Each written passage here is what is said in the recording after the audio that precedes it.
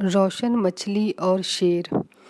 بہت پرانے زمانے کی بات ہے کہ ایک دفعہ ایک سمندر کے کنارے ایک لڑکا رہتا تھا۔ اس کا نام وقار تھا۔ وقار سمندر سے مچھلیاں پکڑ کر لاتا، کچھ مچھلیاں کھاتا اور کچھ مچھلیاں بیچ دیتا۔ اس سے اس کی اچھی طرح سے زندگی گزر رہی تھی۔ ایک دن وقار مچھلی پکڑنے جاتا ہے تو وقار کے جال میں ایک چمکنے والی مچھلی آ جاتی ہے۔ یہ مچھلی بہت روشن ہوتی ہے، اس کی چمک بہت زیادہ ہوتی ہے۔ وقار جب یہ مچھلی لے کر گھر آتا ہے تو جب رات ہوتی ہے تو مچھلی سے اتنی روشنی نکلتی ہے کہ وقار کا سارا گھر روشن ہو جاتا ہے۔ سارے لوگ وقار کے گھر روشنی دیکھنے آتے ہیں کیونکہ آج تک کسی نے اتنی روشنی نہیں دیکھی تھی، اور اس طرح کی روشن مچھلی بھی آج تک کسی نے نہیں دیکھی تھی۔ اب وقار کی روشن مچھلی دیکھنے لوگ دور دور سے آنے لگتے ہیں۔ وقار کی روشن مچھلی کی خبر بادشاہ تک پہنچ گئی تو بادشاہ نے وقار کو اپنے محل میں بلوایا اور وقار سے کہا کہ یہ مچھلی مجھے دے دو، میں چاہتا ہوں کہ اس روشن مچھلی سے میرا محل رات کو روشن ہو جائے۔ تو وقار کہتا ہے کہ میں یہ روشن مچھلی نہیں دوں گا۔ بادشاہ بھی بہت ضدی اور ظالم ہوتا ہے۔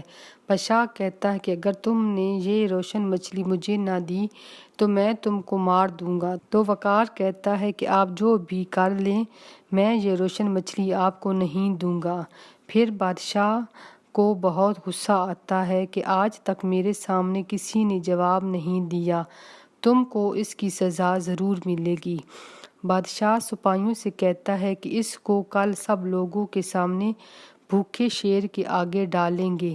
دوسرے دن بہت بڑے سے میدان کے آس پاس لوگ اور بادشاہ بیٹھ جاتا ہے، اور بادشاہ کہتا ہے کہ وقار کو لے کر آؤ۔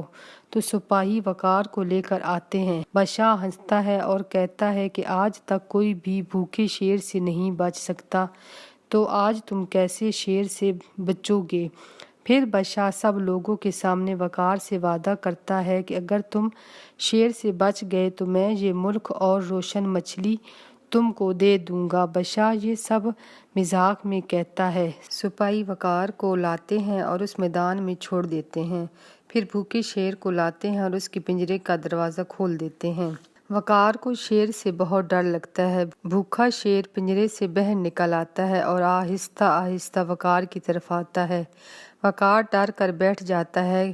شیر آہستہ آہستہ وقار کے پاس آتا ہے اور وقار کو سونگھتا ہے۔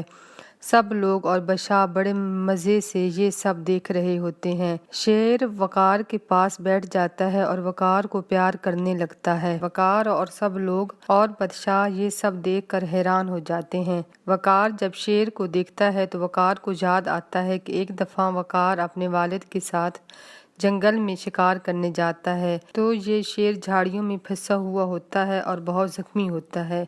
وقار اور اس کا والد شیر کو جھاڑیوں سے نکالتے ہیں اور شیر کے زخموں پر دوائی وغیرہ لگاتے ہیں اور شیر کو پانی اور ہرن کا گوشت دیتے ہیں اور وہاں سے واپس آ جاتے ہیں۔ وقار جب دیکھتا ہے کہ یہ وہی شیر ہے، شیر وقار کا احسان ابھی تک نہیں بھولا۔ وقار شیر کو دیکھ کر بہت خوش ہو جاتا ہے اور وقار بھی شیر کو پیار کرنے لگتا ہے۔ یہ سب لوگ اور بادشاہ دیکھتے ہیں تو حیران ہو جاتے ہیں۔ اب سب لوگ مل کر کہتے ہیں کہ بادشاہ اپنا وعدہ پورا کرے اور اپنا ملک اور یہ تخت اور روشن مچھلی وقار کو دے دے، کیونکہ لوگ بھی اس ظالم بادشاہ سے بہت تنگ تھے۔ اب سب لوگ زور زور سے آوازیں لگاتے ہیں کہ وقار ہمارا بادشاہ ہے۔ بادشاہ اپنا ملک اور تخت وقار کو دے کر وہاں سے چلا جاتا ہے۔ وقار بہت اچھا انسان تھا، اس نے سب کا بہت خیال کیا۔ وقار سے سب لوگ بہت خوش تھے۔